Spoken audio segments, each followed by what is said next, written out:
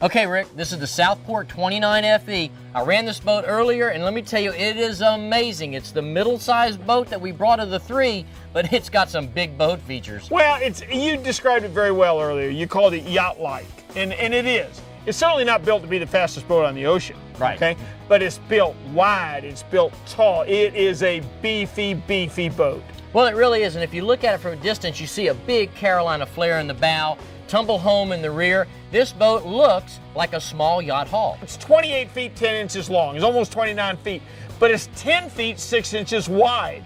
That gives you a lot more planing surface. A, it may slow you down a little bit. B, can it make you feel better if you're sitting drifting on a choppy ocean?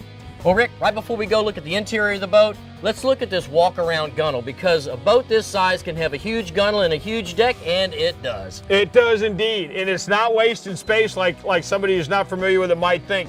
What a great place to cast at cobia, like we did on a recent show, to set your lines. It's a great area up here to stand on, very, very stable. All right, Rick, let's start off in the bow of the Southport. The cushions are removable, and so you end up with a great big casting deck up here. If you wanted to fish from up here, or if you wanted to throw a cast net, you could. But you get to the sandbar, you've got the family.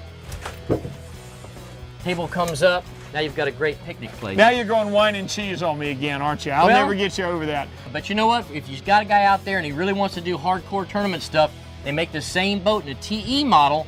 All this is gone, and there's a big traditional coffin box up here for your SKA guys. Dave, you started it. You were the first one to call this boat yacht-like. Oh, do I love this console.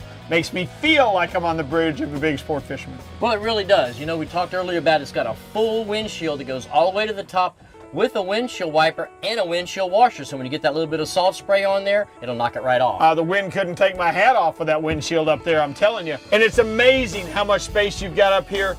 Two 15-inch display units can stay up here with no problem. And really, they've done a great job in putting this boat together in the rigging department too, because we've got the joystick that we're starting to see on a lot of these larger boats. Even for an experienced captain like yourself, it makes docking so much easier. But if you take a guy that's a novice and he's got to learn how to run a boat, this can keep him out of trouble. But here again, let's talk about the family. If you look inside this console, this is one of the nicest interiors I've seen yet. It's got a real head in there, a lot of storage, a granite-looking countertop with a built-in sink, very, very comfortable. And when you step down inside the boat, full head height. Even for me? Oh, easy for you and I. Unbelievable. But somebody even taller, no problem. Ooh, Dave, I gotta tell you, the old charter boat mate in me loves this area right here. You can rig all your baits right here. You can keep them chilled on ice right there. You've got a 45-gallon live well and a sink over here. You can run fresh or raw water right out of here.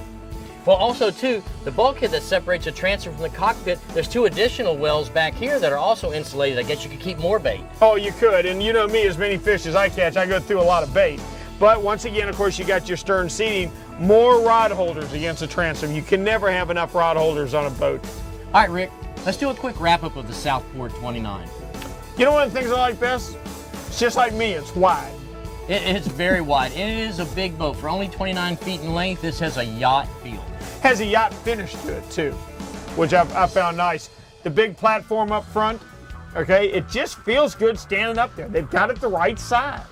Well, they do, and they've got the bow seating, and then you come to this console, which is absolutely gorgeous. A few other things we didn't even talk about. This boat, this is how you operate the boat. A key fob like your car. You hit a button, your battery switches automatically go on and off by themselves. You even have electric outriggers, so you don't have to crawl on the gunnel to mess with them. You push a button, they deploy automatically. You push another button, and they come back. Ooh, I like that. Well, as you come aft, the rigging station that you talked about, you got tackle storage in here, your live well, everything's centrally located, so you don't have to run all around the boat to either use live bait or rigged bait. It's all right here. Lots of tackle stations. One thing we also did mention, dive door. We're seeing on a lot of boats, but I love having a door back there. Either pulling up to the sandbar, diving, snorkeling. It's just a nice feature to have. If you're stepping down from a big sport fish boat, but you want to keep that feel, you want to keep that stable, I'm steady in the water feel, this Southport might be the best boat for you.